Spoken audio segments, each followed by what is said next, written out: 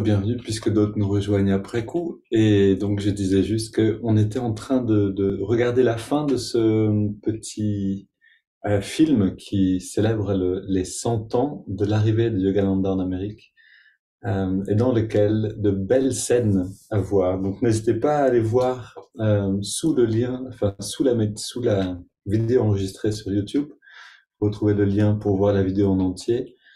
Voilà, ça vaut la peine. Et puis, euh, quelques mots juste sur voilà, la thématique. On est dans Tapasya, la discipline spirituelle, et voir comment cette discipline, qui fait partie inhérente de la vie, qu'on soit, euh, quel que soit en fait le but à atteindre, ça va toujours passer par Tapasya, par une discipline, par des efforts, dans un but précis. Et donc, dans la méditation et dans les états de conscience, c'est la même chose. Si on veut atteindre un état de conscience, on aura besoin d'appliquer aussi cette réalité-là. Et donc, on a entendu ces derniers jours la Bhagavad Gita qui nous dit, enfin, dans ce deuxième chapitre, la fin, en fait, de ce deuxième chapitre, Krishna qui nous explique, qui explique et à nous, à travers lui, que un bonheur peut venir de l'extérieur de manière durable, s'évanouir. Et donc, on a vu que c'est en prenant un bain régulier, si on veut, de ce bien-être par la méditation, notamment, qu'on va arriver à cette conscience définitive et progressive, donc qu'on trouvera un bonheur dedans qui n'est pas temporaire, qui n'est pas sujet à changement. Donc tout ce qui vient de l'extérieur, oui, c'est aussi une source de plaisir, de bonheur, etc., qui ça va passer. Et donc on s'y attache pas de la même manière. Ok, donc on continue. Ok, super, merci. Ouais, pas de souci. Donc on est reparti.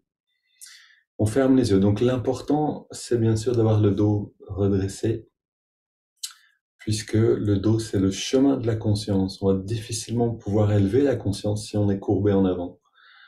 D'ailleurs, se courber en avant appelle une attitude de défaite.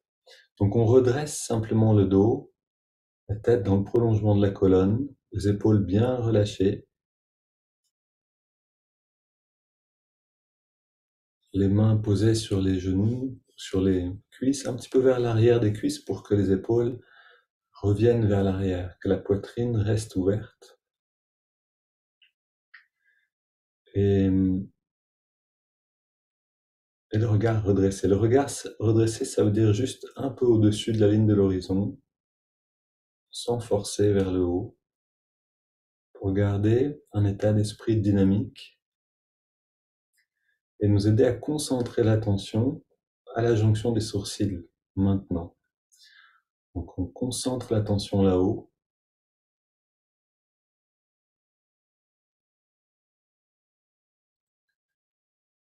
Jonction des sourcils qu'on appelle l'œil spirituel, qui est en fait l'émetteur de l'esprit, nous dit Yogananda, donc la partie euh, émettrice. On a aussi un récepteur au niveau du cœur. Et ici, on va formuler avec les mots qui nous sont propres cette demande, une demande à notre guide intérieur, invisible, de nous faire ressentir sa présence, de nous guider en chaque instant.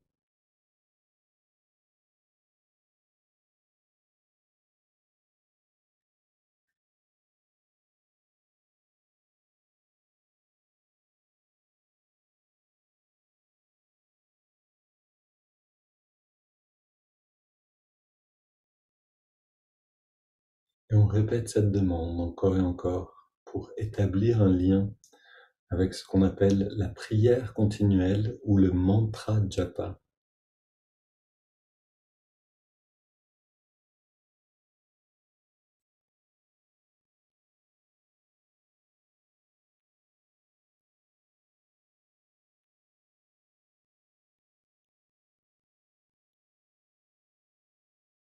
On prend quelques grandes respires.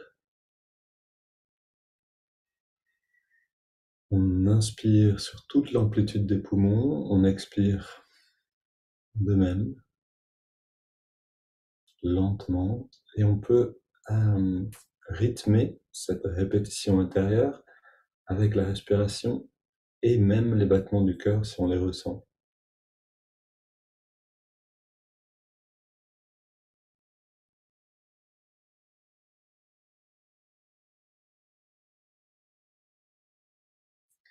Ô guide divin, guide-moi maintenant et en chaque instant de ma vie. Voilà, quelle que soit votre manière de vous adresser à ce guide, à cet ami intérieur. Et on va garder cette pratique de prière continuelle ou de japa, donc répétition d'un mantra, quelle que soit votre pratique, on garde ce rythme de la respiration et la répétition intérieure et on entrelace les doigts sur une grande inspire.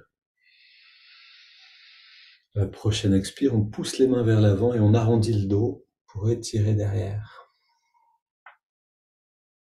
Inspire, on étire les mains vers le ciel complètement.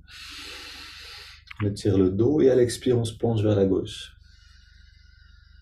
On étire le côté droit. Inspire, retour au centre. Expire, se penche vers la droite.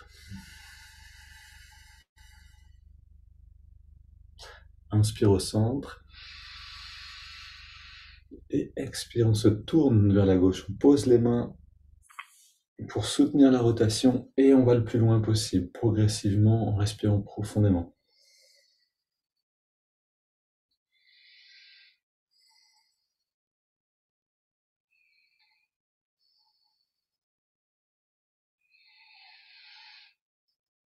On revient au centre, inspire, les mains vers le ciel, on étire le dos. Expire, on se tourne vers la droite, on pose les mains en soutien. Même chose, on va le plus loin possible dans la rotation et on respire profondément.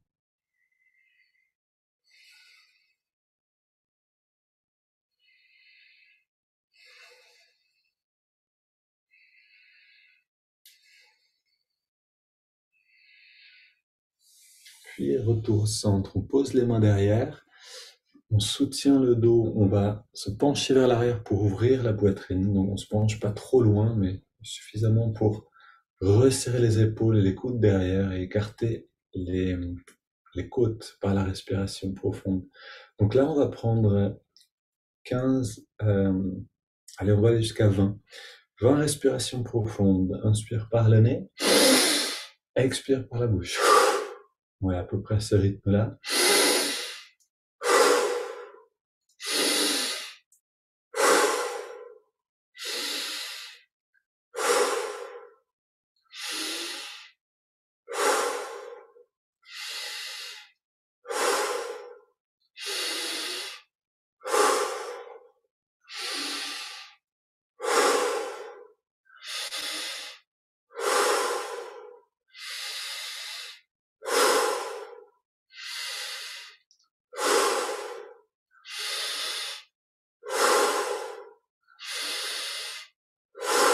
Encore 7 respires.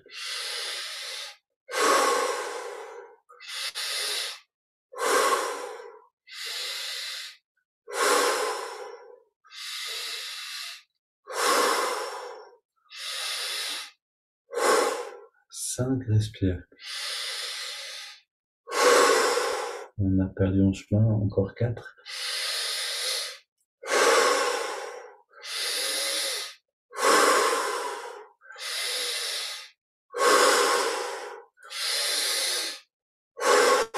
On revient au centre, on pose les mains sur les cuisses, paume vers le ciel.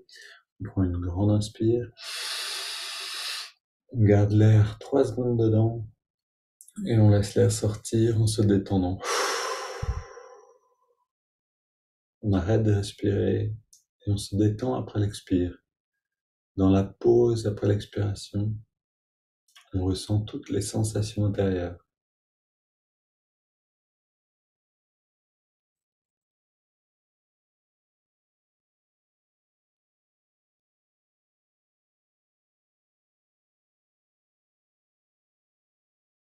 Puis on inspire lentement par les narines. On garde l'air dedans, les poumons pleins, on rentre le ventre.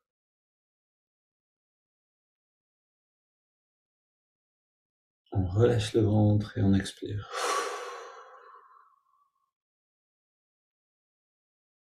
On reste détendu, immobile, pour permettre à notre attention de rentrer en nous-mêmes, attentif aux sensations, cette circulation d'énergie dans le corps.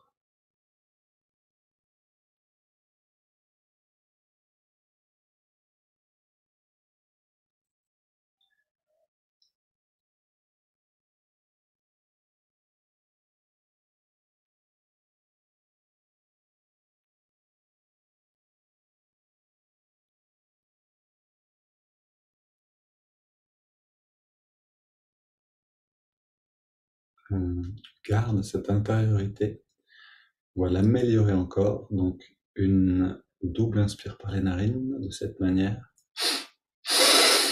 Puis on garde l'air dedans, les poumons sont pleins, on serre les poings, on contracte les bras, on contracte les jambes et tous les muscles du corps qu'on peut trouver. On les contracte au maximum progressivement et on relâche tout à l'expire. Expire par la bouche. À nouveau, double inspire par les narines. On garde l'air dedans, on contracte tous les muscles. Et on détend tout. Une dernière fois. Un peu plus d'intensité. Et on relâche tout. Et on profite de cette relaxation profonde.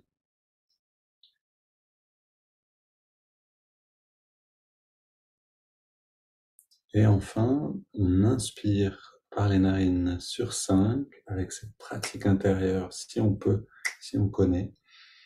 Inspire. On garde l'air dedans.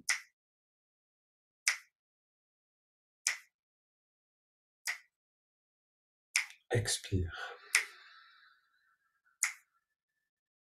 Voilà, c'est la respiration triangulaire parce que toutes les parties sont égales. Inspire sur 5.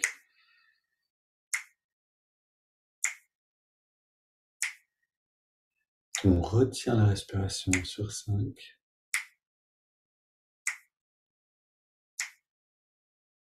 Et expire.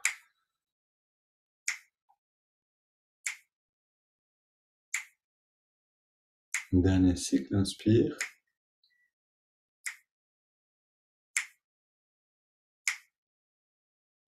On garde.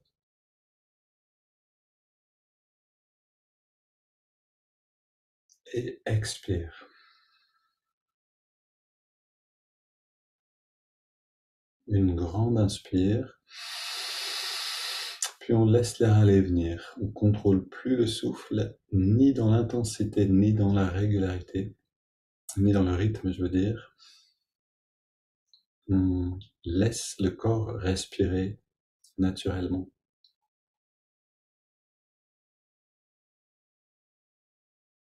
Et on sent les effets de ces préparations qui nous intériorisent et qui accordent le cœur et le mental, qui accordent les sentiments et l'intuition.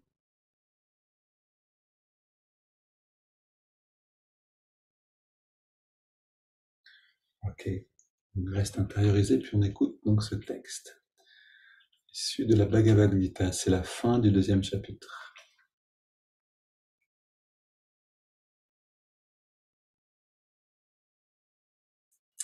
Je relis juste le dernier verset donc lu hier. Par conséquent, ô Arjuna, retire tes facultés sensorielles, donc le pouvoir des sens, et ainsi ta sagesse s'établira fermement. Donc, Krishna nous parlait de retirer les sens du monde pour trouver ce calme intérieur qui est source de sagesse. Maintenant, on continue. Ce qui est nuit, ce qui est la nuit pour les non, alors, ce qui est nuit pour les non illuminés, c'est-à-dire pour la conscience ordinaire en fait. Ce qui est nuit pour la conscience ordinaire est jour pour le yogi. Et ce qui est jour pour les personnes, pour la conscience ordinaire, est nuit pour le yogi, qui perçoit la réalité intérieure. Je précise que le yogi ici, c'est dans le sens le plus littéral, le plus plutôt originel, c'est-à-dire de celui qui a uni sa conscience avec la grande conscience, la conscience, on pourrait dire divine ou cosmique.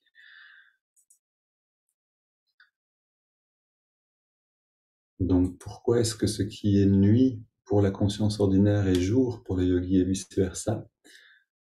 Parce que dans la conscience ordinaire, on va chercher dans la lumière extérieure un stimuli par le biais des sens comme source de joie.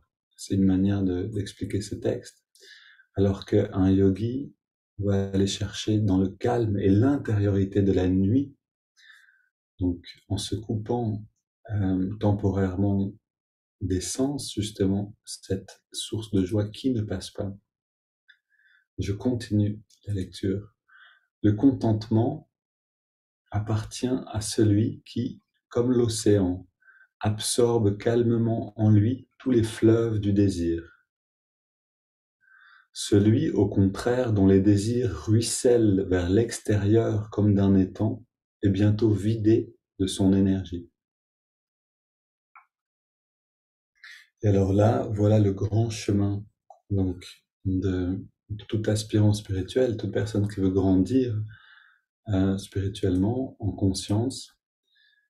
Donc si on laisse libre cours au désir, en fait le mental va naturellement multiplier les désirs si on les assouvit. C'est sa nature. Et à partir de là, notre énergie va être brûlée dans la réalisation de nos désirs, va être engagée constamment dans ce sens-là. On ne pourra plus s'arrêter en fait pour s'intérioriser. C'est ce qui amène, disent les yogis, une accélération du vieillissement. Si on peut s'arrêter et s'intérioriser, alors le contentement est à nous. Le contentement qui ne dépend pas justement de la réalisation de quelque chose à l'extérieur. Et je termine la lecture. Celui, donc, alors, okay, excusez la traduction qui est un peu moyenne, mais on comprend. Cette personne connaît la paix, donc celui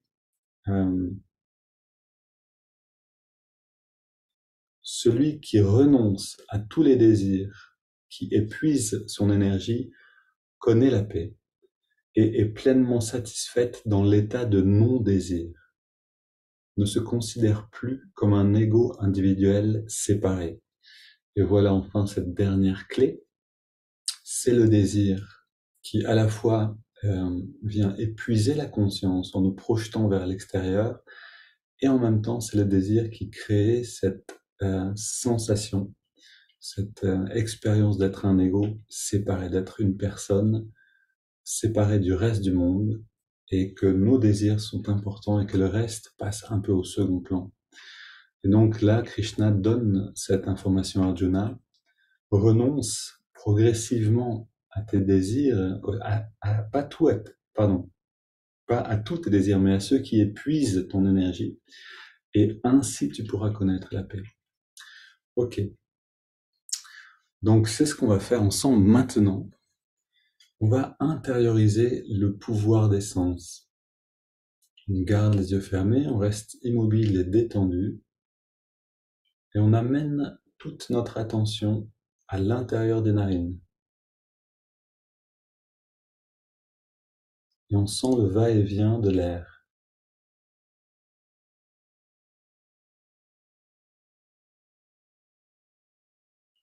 On sent dans les narines, on trouve l'endroit où on sent l'air le mieux. Il y a un endroit de meilleure sensibilité.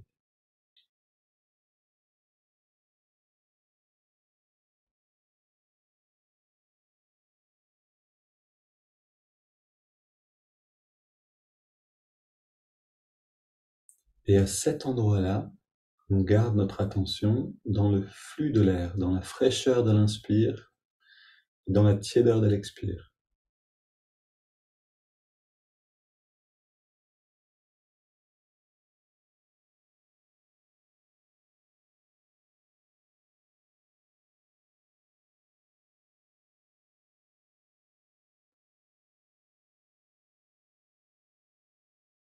Et en quelques respirations, on s'immerge complètement dans cette sensation que plus rien d'autre n'existe. Fraîcheur, tiédeur. Inspire, expire.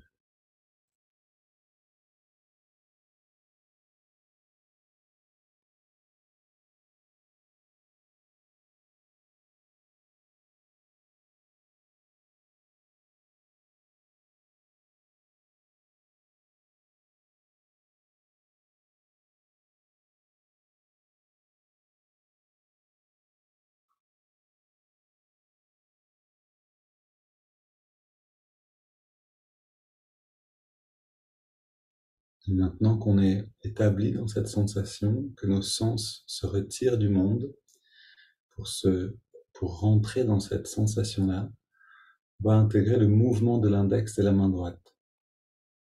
Donc à l'inspiration, l'index de la main droite revient très légèrement vers la paume de la main, juste d'1 centimètre. Et à l'expiration naturelle, l'index, on le relâche complètement dans sa position première. En relâchant l'index, on relâche tous les muscles du corps.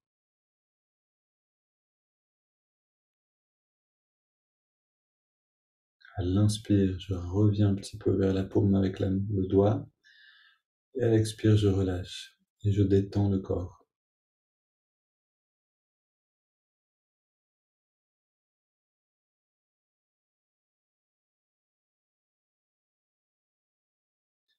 De cette manière, à chaque expiration naturelle, j'atteins un état de relaxation plus profond, plus complet.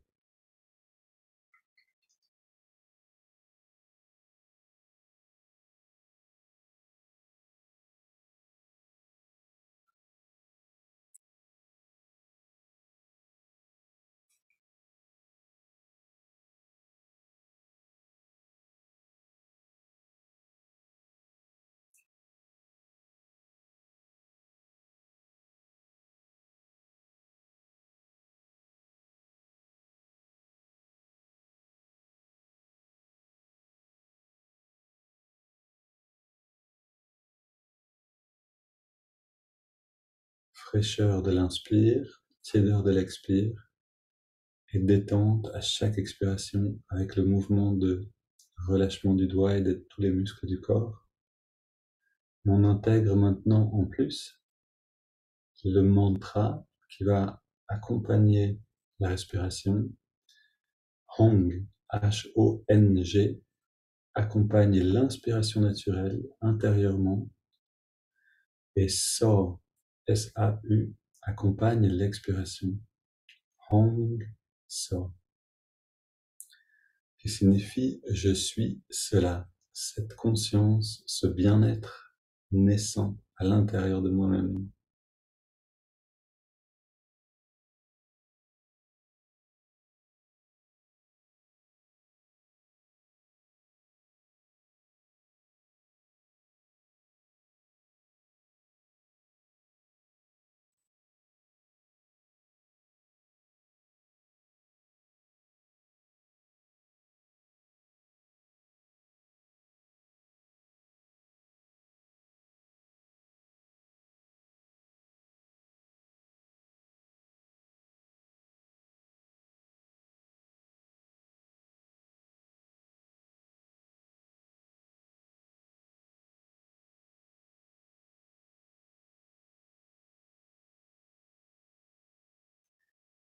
Quand le corps est complètement détendu, que la perception du corps change un peu, on peut abandonner le mouvement du doigt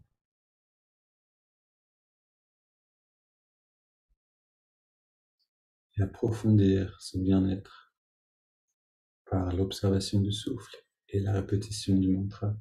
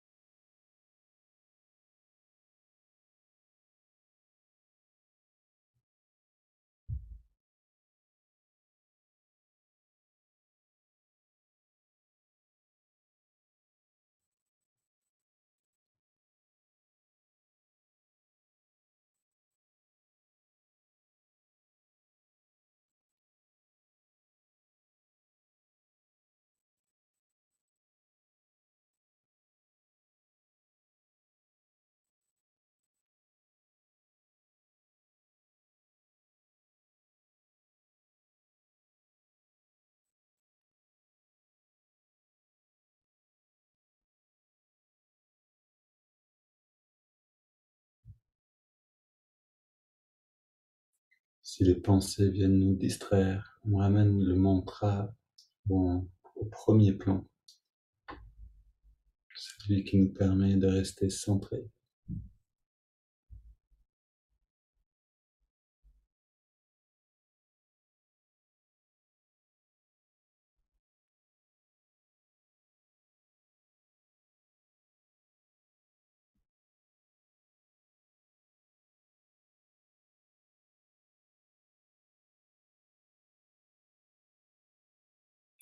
Puis on prend une inspiration profonde, suivie de 3 expires de cette manière.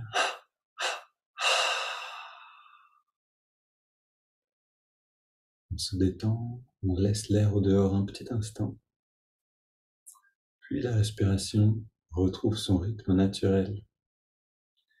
On abandonne tous les efforts, toutes les techniques. On abandonne l'observation du souffle dans les narines et le mantra.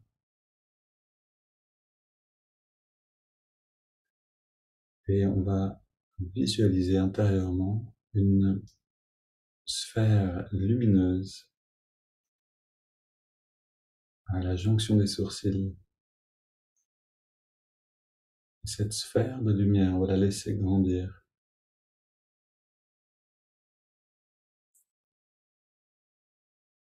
Avec l'expansion de cette sphère, c'est le bien-être qui grandit en nous. C'est la conscience qui grandit aussi.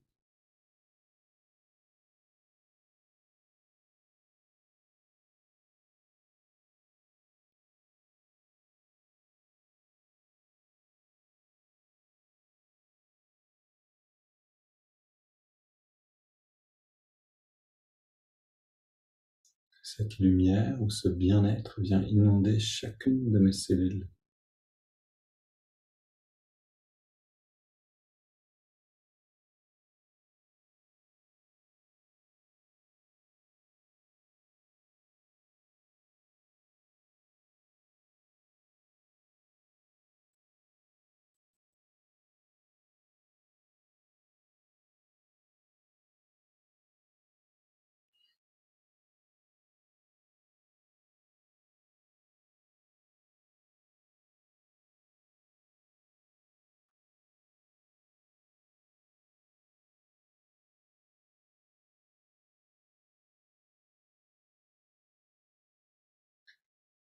Puis cette lumière continue son expansion au-delà des frontières du corps.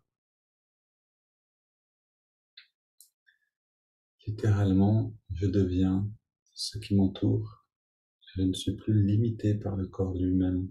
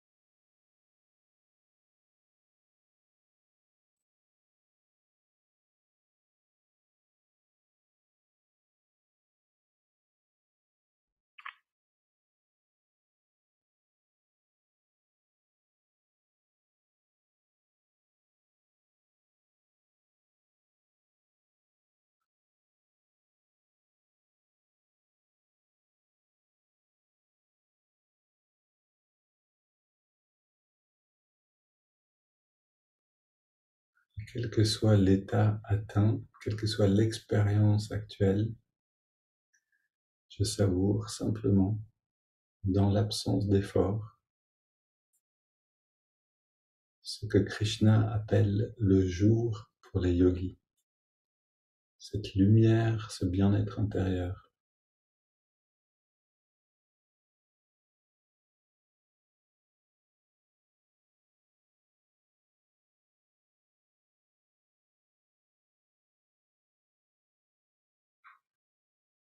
Bienvenue pour demeurer dans cette immobilité, dans cet état aussi longtemps que l'état perdure naturellement. Et bienvenue donc demain à ceux qui voudront à 8 heures pour un moment de satsang sur Tapasya, discipline spirituelle, et quelques échanges en petits groupes. Une belle journée à tous.